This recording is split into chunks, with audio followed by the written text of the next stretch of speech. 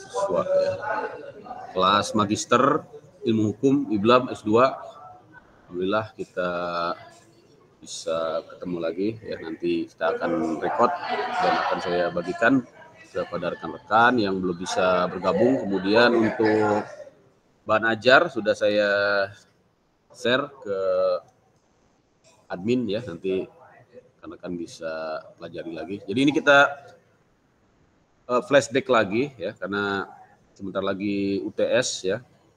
Jadi perlu dipertegas, diperjelas terkait dengan materi awal kita, yaitu terkait dengan sejarah, istilah, serta pengertian hukum pidana internasional. Jadi bicara tentang kejahatan transnasional dan pencucian uang masih dalam ruang lingkup hukum pidana internasional. Nanti kita akan coba jelaskan lagi ya terkaitannya serta apa perbedaannya ya, perbedaan-perbedaan dan teori-teori, pendapat-pendapat para ahli yang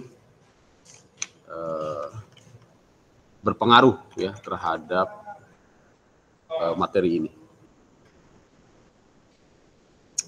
Jadi kita akan bahas tentang definisi ya, ruang lingkup hukum pidana internasional, termasuk dari pengertian perkembangan istilah dan pengertiannya. Jadi hukum pidana internasional sekini menjadi bidang studi yang penting ya rekan-rekan ya. Dan memang ini layak ya, untuk dipelajari di Magister Ilmu Hukum ya. Kenapa? Karena ini merupakan bidang studi yang kompleks ya, terkait dengan kompleksitas kejahatan yang melibatkan berbagai yurisdiksi negara ya.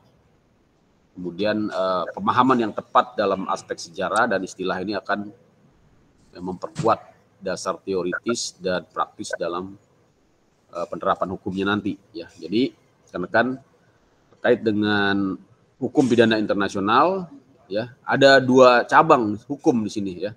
Yang pertama terkait dengan hukum internasionalnya ya secara dan juga tentunya ya berdasarkan pemahaman yang kita pahami, tidak lain adalah hukum pidana nasional yang di dalamnya terkandung dimensi internasional. Ini kemarin sudah saya jelaskan ya, ini saya coba ulangi lagi agar rekan-rekan memiliki pemahaman yang luas ya. Berikutnya tadi apa? Rekan-rekan, bahwa hukum pidana internasional ini tadi terkait dengan dua cabang hukum ya, yaitu hukum internasional dan hukum pidana nasional yang mengandung dimensi internasional. Ya. Kemudian perkembangan yang nanti kita akan bahas tentang perkembangannya ya, perkembangan dari kejahatan modern yang bersifat lintas negara. Nah, inilah sebenarnya yang disebut dengan transnational crime itu, yaitu kejahatan modern yang bersifat lintas negara. Maka di sini pendekatannya tidak hanya pendekatan hukum semata-mata, tapi juga sistem ya, nanti sistem nasional, dan juga dibutuhkan ya dimensi global dalam menjembatani kepentingan negara. Nah, ini paling penting ya, kita awali dengan pendapat ahli terkait dengan istilah kejahatan atau pidana internasional ya.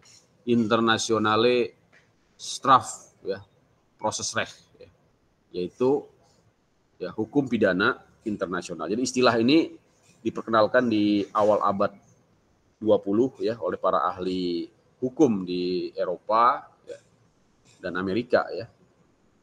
Kemudian para ahli tersebut yang telah memberikan kontribusi besar ya dalam lingkungan akademik ya, telah menjelaskan ruang lingkup prinsip-prinsip hukum pidana internasional ya.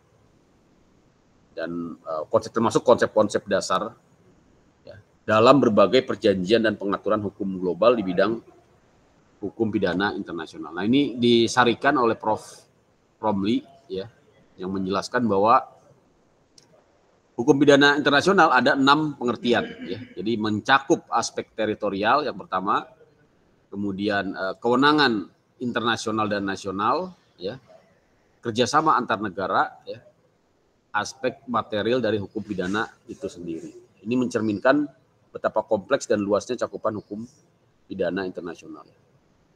Kemudian pengertian ini menegaskan bahwa hukum ini tidak hanya mengatur tentang kejahatan yang dilakukan oleh individu atau negara, tapi juga mencakup bagaimana yurisdiksi antar negara bekerja sama dan membentuk suatu sistem hukum yang saling mendukung dalam menghadapi kejahatan lintas batas, ya kan. Jadi cakupannya sangat luas tadi ya. Tadi ada 6 cakupan, ya kan. Ada berapa? Ada 6 cakupan. Menurut siapa? Menurut Prof. Romli, ya. Menurut Prof. Romli. Jadi tadi hukum pidana internasional dalam lingkup teritorial, ya, dalam arti lingkup teritorial pidana nasional. Artinya apa? Artinya ruang lingkup pidana internasional itu sebenarnya masih dalam teritorial pidana nasional, ya, atau dalam bahasa Inggrisnya international, ya, criminal law in the meaning of territorial scope of municipal criminal law. Ya. Yang kedua, ya, mengapa dia luas, ya? Karena hukum pidana internasional ini dapat diartikan sebagai kewenangan internasional yang terdapat di dalam hukum pidana internasional. Nah, nanti kita akan bahas, ya, international criminal law in the meaning of international prescribable municipal criminal law. Yang ketiga, hukum pidana internasional dalam arti kewenangan internasional yang terdapat dalam hukum pidana nasional.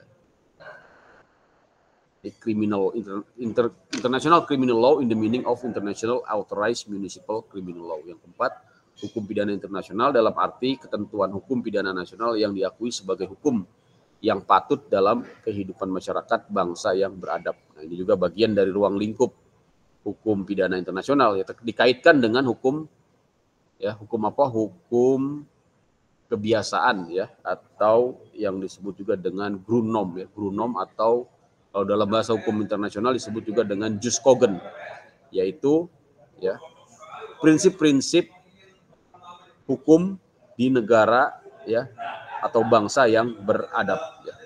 Criminal law common to civilized nation. Yang berikutnya masih dalam ruang lingkup hukum pidana internasional, ya, yaitu dalam arti kerjasama internasional, ya, dalam mekanisme administrasi peradilan pidana, ya. Jadi itu ruang lingkupnya. Yang terakhir, hukum pidana material, ya, yaitu international criminal law in the material sense of the word. Ini tadi sudah kita pahami luasnya cakupan, ya, sehingga hukum pidana internasional ini tidak hanya meliputi yurisdiksi hukum pidana nasional, tapi juga menjangkau kerjasama internasional tadi, ya, otoritas global, substansi hukum pidana yang diakui bersama oleh komunitas internasional. Jadi cakupan ini mencakup mekanisme hukum yang memungkinkan negara pelaku kejahatan internasional, ya, negara-negara bertindak secara kolektif, ya, terhadap pelaku kejahatan internasional. Nah, ini yang paling penting sekarang, bagaimana negara bertindak secara kolektif, ya, memberantas, ya, menindak pelaku kejahatan internasional, misalnya melalui lembaga ICC internasional, ya, criminal court, atau melalui kerjasama bilateral maupun multilateral. Nah, sekarang kita masuk ke bahasan yang inti. Apa sih hubungannya? Tadi kita bicara panjang lebar tentang ruang lingkup hukum pidana internasional. Sekarang dikaitkan dengan hubungan dengan kejahatan transnasional. Jadi hukum pidana internasional sangat erat kaitannya dengan kejahatan transnasional, yaitu kejahatan yang bentuk, ya, modus, bentuk, dan akibatnya melibatkan lebih dari satu negara, ya.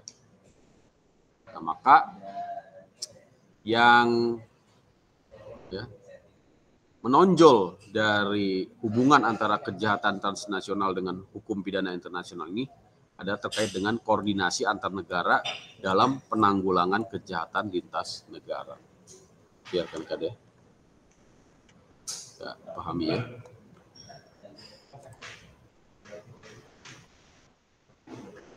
Jadi keberadaan kejahatan transnasional ini mendorong negara-negara untuk mengadopsi kerangka hukum yang responsif terhadap ancaman bersama. Kolaborasi antar negara menjadi elemen yang penting untuk menghadapi kejahatan yang kompleks dan dinamis. Ya. Jadi tegasnya ada hubungan yang erat, ya. Ada hubungan yang erat, ya, yang demikian kompleks, ya, baik mengenai cara melakukan, ya, modus operandi, bentuk dan jenisnya, serta lokus dan tempus delictinya yang lazim melibatkan beberapa negara, sistem hukum dari berbagai negara. Ya, maka hukum pidana internasional tidak dapat dilepaskan dengan kejahatan transnasional. Ya, kan ya. Ini contoh-contohnya, ya. Contohnya apa? Tindak pidana korupsi yang pelakunya menyimpan hasil kejahatannya di luar negeri. Ya, perdagangan narkotika internasional, kejahatan terorisme, serta pencucian uang lintas negara. Jadi kejahatan ini seringkali melibatkan jaringan internasional yang memiliki sistem operasi canggih. Oleh karena itu, respon hukum harus melibatkan otoritas internasional serta sistem deteksi dan penegakan lintas yurisdiksi.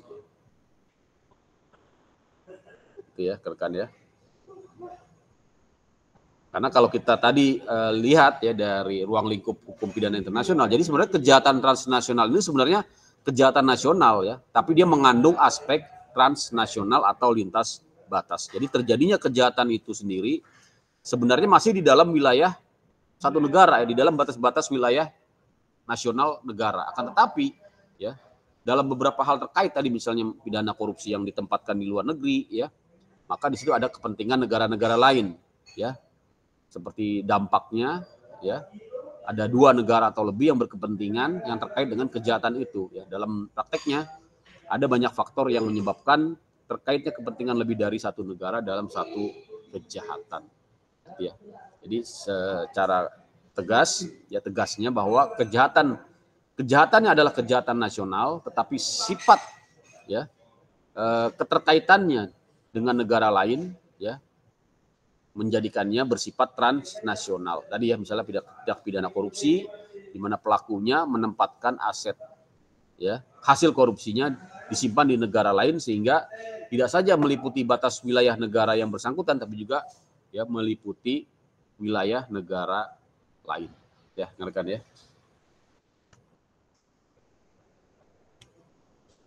Ini ada 4 fungsi ya hukum pidana internasional, nanti kita kaitkan dengan kejahatan transnasional. Yang pertama adalah menyamakan kedudukan hukum antar negara ya. Jadi di sini mengandung asas kesamaan ya. Kemudian mencegah intervensi hukum, ini juga bagian dari prinsip-prinsip ya hukum internasional non intervention ya, yang juga ada di dalam prinsip-prinsip negara-negara yang beradab tadi ya. Kemudian menjadi sarana penyelesaian konflik melalui lembaga internasional. Yang keempat, menjamin perlindungan serta penegakan hak asasi manusia. Jadi ada 4 fungsi ini, rekan-rekan. Ya.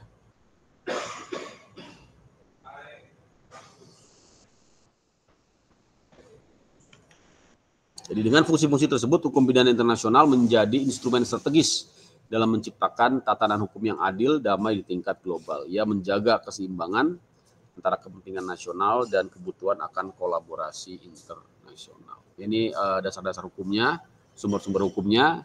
Kita lihat di sini ada konvensi internasional seperti konvensi genosida ya tahun 1948, konvensi Tokyo tahun 1963, konvensi Montreal 1971, ya konvensi Palermo tahun 2000 dan perjanjian ekstradisi antar negara ya. Semua ini menjadi dasar-dasar dan norma-norma internasional di dalam bidang hukum pidana internasional termasuk penanganan kejahatan transnasional ya. Memiliki kekuatan hukum yang mengikat bagi negara-negara yang meratifikasi ya. Tentunya di sini harus didasarkan pada ratifikasi ya, karena hukum internasional ya tidak dapat diberlakukan ya di dalam bidang hukum pidana ya tanpa adanya proses ratifikasi, bahkan harus juga menggunakan proses transformasi ya, dibentuk dalam bentuk undang-undang lokal ya, undang-undang domestik ya. Seperti misalnya undang-undang tindak pidana korupsi undang-undang tindak pidana narkotika, undang-undang tindak pidana teroris, ya harus undangkan dulu ya dalam bentuk hukum domestik ya. Jadi itu yang dapat dilakukan dalam menangani kejahatan internasional secara terkoordinasi dan legalistik. Tadi sudah kita bahas sedikit tentang jenis-jenis kejahatan internasional, ini kita coba perluas lagi tadi ya. Misalnya tadi tentang korupsi yang ditempatkan di berbagai negara ya. Tapi yang menjadi crime tindak pidana yang utama yaitu disebutkan ya di dalam konvensi tentang berbagai konvensi tentang kejahatan internasional adalah perbudakan, misalnya perbudakan atau slavery, pembajakan, terorisme, pelanggaran HAM berat, dan kejahatan dunia maya atau cybercrime. Gitu ya.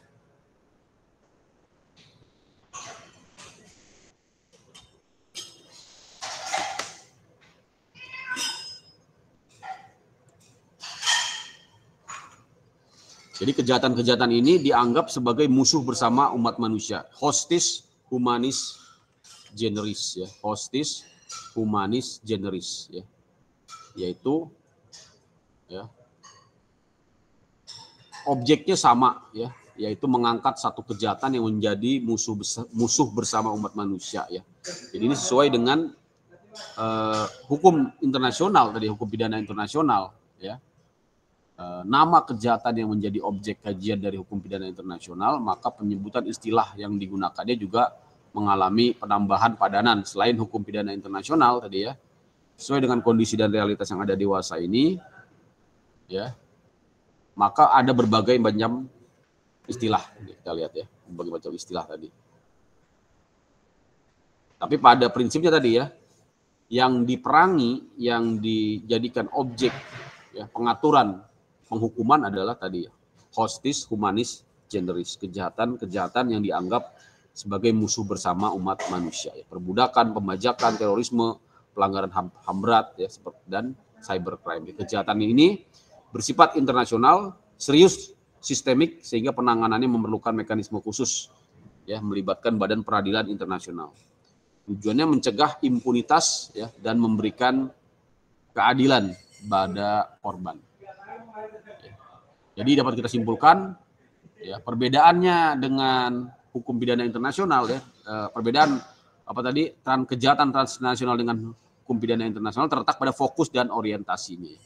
Hukum pidana internasional fokus pada sistem hukum dan institusi internasional, sedangkan hukum pidana transnasional berorientasi pada perluasan yurisdiksi hukum nasional. Jadi kita bisa pahami di sini.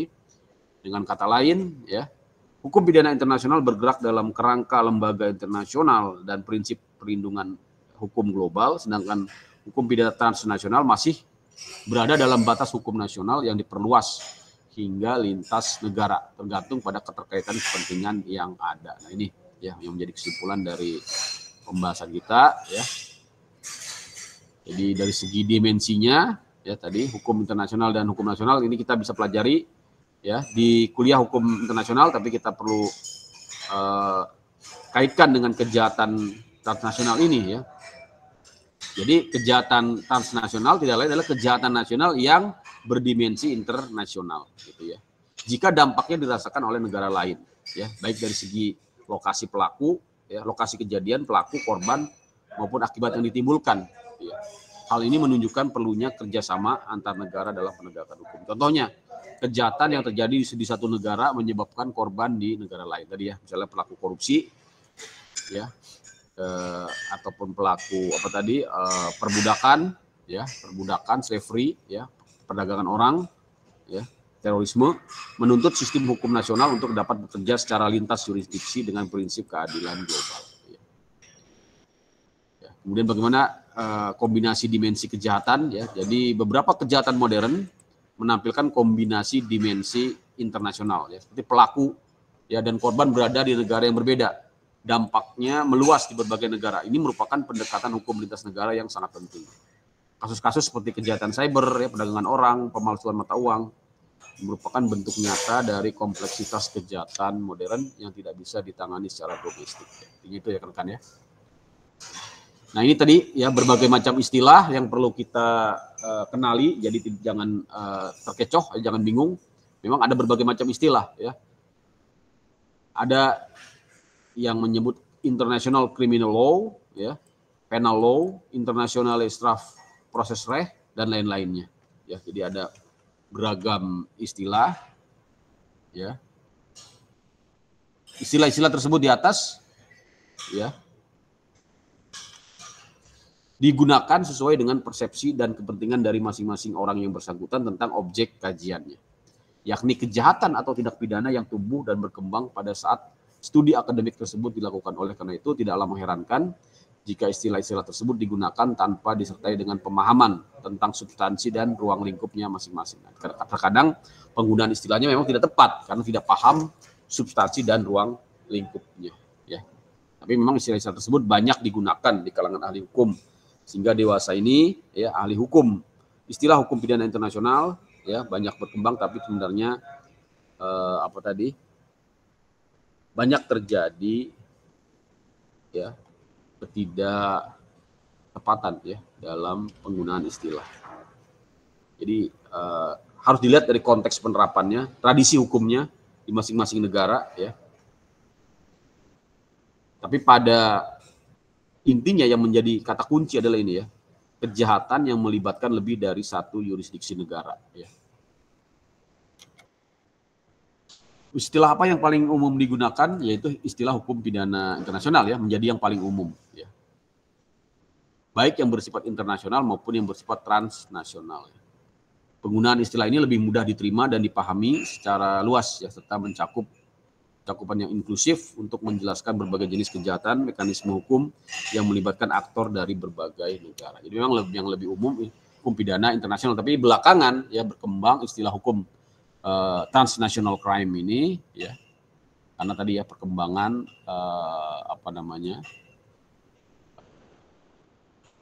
bentuk-bentuk ya dan macam-macam kejahatannya ya, yang sebenarnya dia berdimensi internasional walaupun masih dalam batas-batas wilayah satu negara. Ya.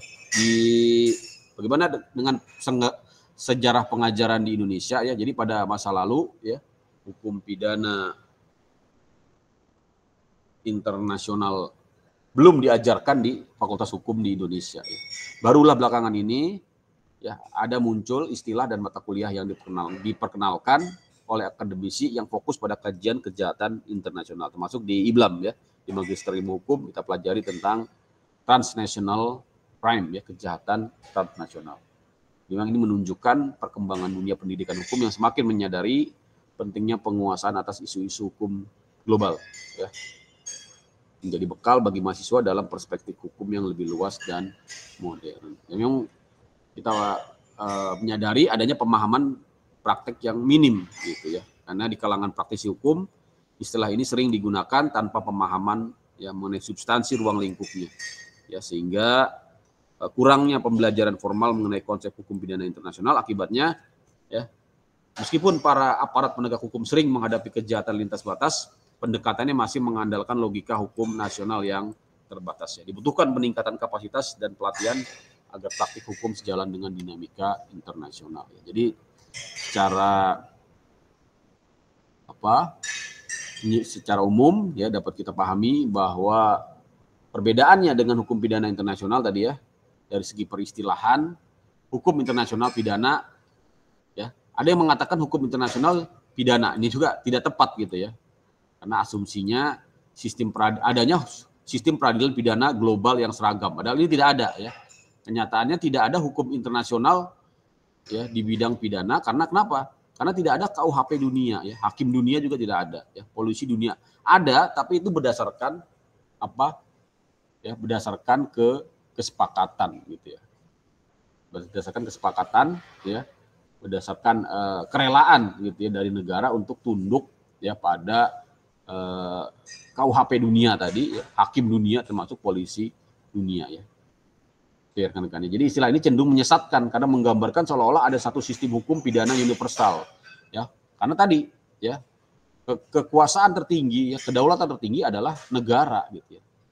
Tapi negara dapat menyerahkan sebagian kedaulatannya kepada hukum internasional tadi berdasarkan kehendak ya negara tersebut ya. Gitu ya. Jadi memang ini nanti sangat terkait dengan politik akhirnya ya, dengan politik ataupun sosiologis ya, politik sosiologis ya dari masing-masing negara ya.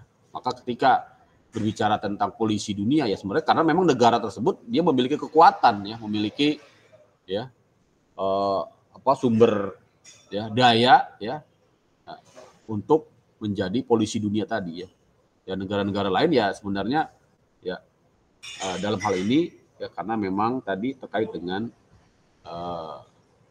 lemahnya gitu ya, lemahnya kekuatan ya baik politik maupun militernya gitu ya, sehingga tunduk ya kepada polisi dunia tadi ya, termasuk hakim dunia. Tapi sebenarnya itu tidak ada ya di dalam hukum pidana internasional ya, karena yang di dalam hukum internasional gitu ya, kan kami ya. Jadi yang benar ya bahwa hukum internasional itu bersifat koordinatif ya, bukan subordinatif ya, gitu ya rekan-rekan ya. Bukan subordinatif ya.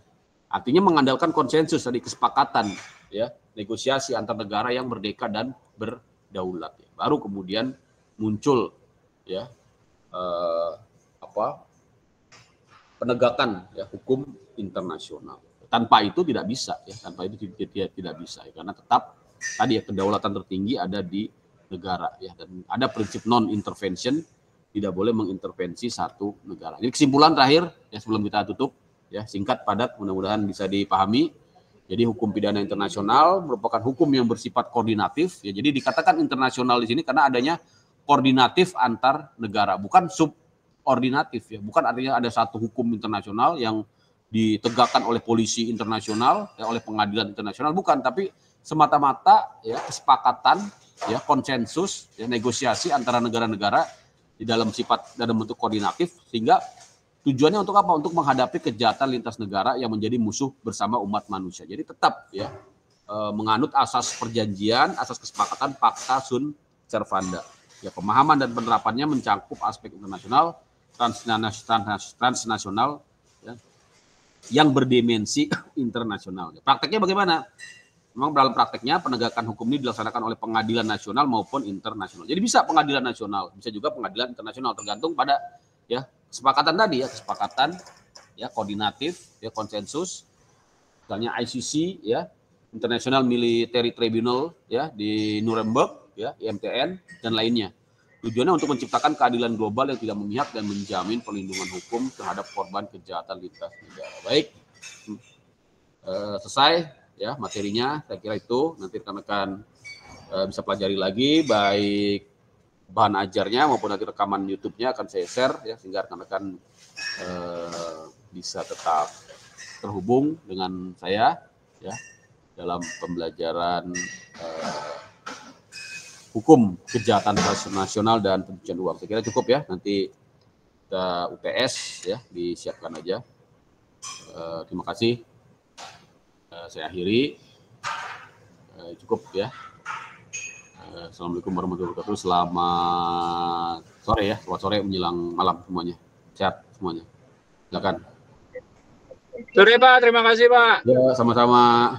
Terima kasih banyak Bapak. Sama-sama. Silakan dimulai. Terima kasih Pak. Ya. Terima kasih Pak. Sama-sama.